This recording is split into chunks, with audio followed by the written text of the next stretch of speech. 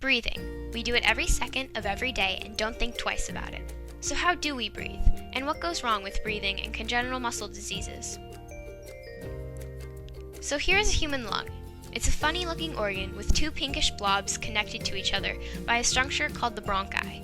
The bronchi conjoin and make the trachea, which leads up to your mouth and nose. Inside the lungs, the bronchi divide into tiny little bronchioles, which have little air sacs called alveoli at the ends. Inside the alveoli, air is circulated and gas exchange occurs with blood vessels surrounding the alveoli. Gas exchange is when oxygen from the alveoli goes into the blood vessels, and carbon dioxide goes from the blood vessels into the alveoli and expelled as waste. Now that we know the structure of the lungs, let's see how they actually work. Let's take a look at this jar. This jar has a long, thin neck with an opening that allows air to flow in and out. Inside and outside the jar, there are air molecules bouncing off of various surfaces and each other. Because they are bouncing around, they generate something called pressure, which is measured in millimeters of mercury. You could say these molecules are having quite the party. In the jar, the molecules are generating a pressure of 760 millimeters of mercury, which is also known as atmospheric pressure. That means that the pressure inside the jar is the same as the pressure outside of the jar. Okay, now, in order for you to have a good understanding of how pressure works, there are two important rules that you need to know. 1. Air moves from high pressure to low pressure, and 2. Volume and pressure are inversely related, meaning that if the volume of a container increases, pressure decreases, and vice versa.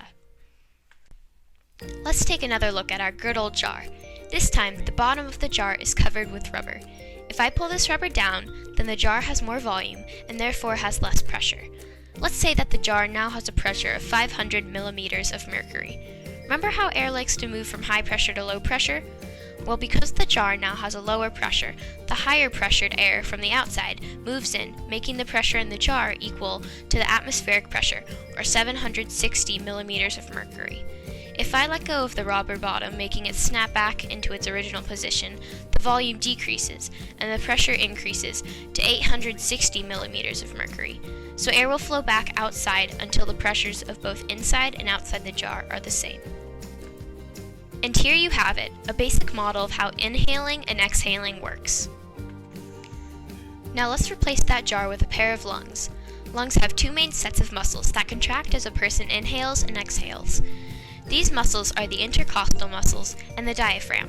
When these muscles relax, there is less volume in lungs, and air rushes out, causing exhalation. When these muscles contract, there is more volume in the lungs, and therefore air rushes in, causing inhalation. So now that we know how breathing works, what are congenital muscle diseases and how do they affect breathing? Congenital muscle diseases include congenital myopathy, congenital muscular dystrophy, and congenital myasthenic syndromes. They all involve some level of respiratory complications and muscle weakness. Now, in patients with CMD, their muscles are very weak. Because of this, they have trouble contracting their intercostal muscles and diaphragm, as well as an uninfected person can. Therefore, they have less air going in and out of their lungs. Therefore, it is very important for patients with CMD to look after their breathing. The one breathing test that doctors recommend is called spirometry.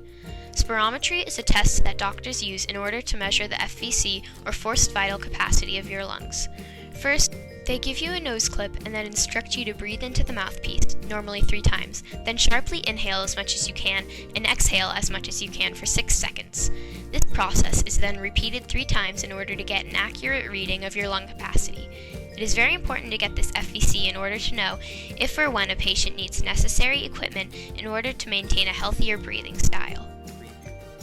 Another test that is important for patients with CMD to get is a sleep study.